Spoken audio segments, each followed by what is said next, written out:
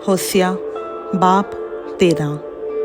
Ephraim के कलाम में हैबत थी, वो इसराइल के दरमियान सरफराज किया गया, लेकिन बाल के सबब से गुनहगार होकर फना हो गया। और अब वो गुनाह पर गुनाह करते हैं। उन्होंने अपने लिए चांदी की ढाली हुई मूर्तें बनाई और अपनी फहमीद के मुताबिक बुत तैयार किए, जो सबके सब कारीगरों का काम है। वो उनकी बाबत कहते हैं जो लोग कुर्बानी गुजरानते हैं, बछड़ों को चूमे।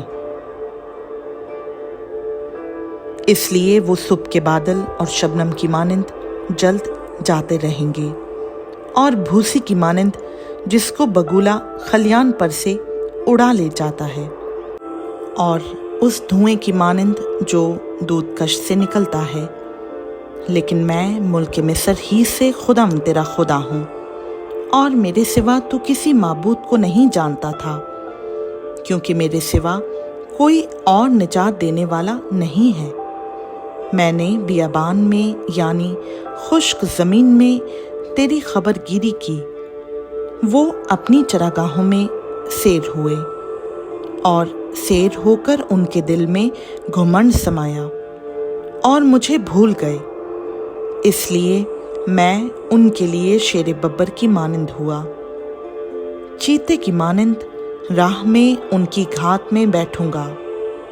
मैं उस रीछनी की मानंद जिसके बच्चे छिन गए हों उनसे दो चार होऊंगा, और उनके दिल का पर्दा चाक करके शेर बब्बर की तरह उनको वहीं निगल जाऊंगा। दश्ती दरिंदे उनको फाड़ डालेंगे। ऐ इस्राएल, यही तेरी हलाकत है कि तू मेरा यानी अपने मददगार का मुखालिफ बना। अब तेरा बादशाह कहाँ है कि तुझे तेरे सब शहरों में बचाए? और तेरे काजी कहाँ हैं जिनकी बाबत तू कहता था कि मुझे बादशाह और उमरा इनायत कर? मैंने अपने कहर में तुझे बादशाह दिया और गज़ब से उसे उठा लिया।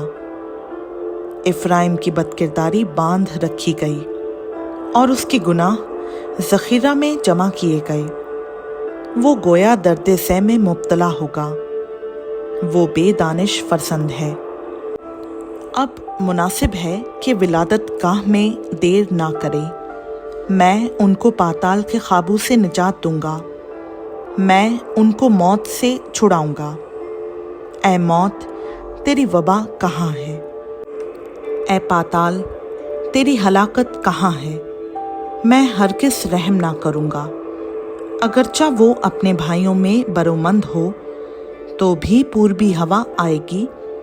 खुदाम का दम बियाबान से आएगा, और उसका सोता सूख जाएगा, और उसका चश्मा खुश्क हो जाएगा। वो सब मरगूब ज़रूफ का खजाना लूट लेगा।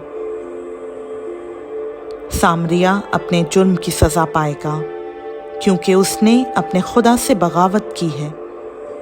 वो तलवार से गिर जाएंगे, उनके बच्चे पारा पारा होंगे, और बारदार औरतों के पेट चाक किए जाएंगे। खुदा उनका पाक कलाम का पढ़ा, सुना, समझा और कबूल किया जाना हम सबों के लिए बाइस बरकत हो। आमीन।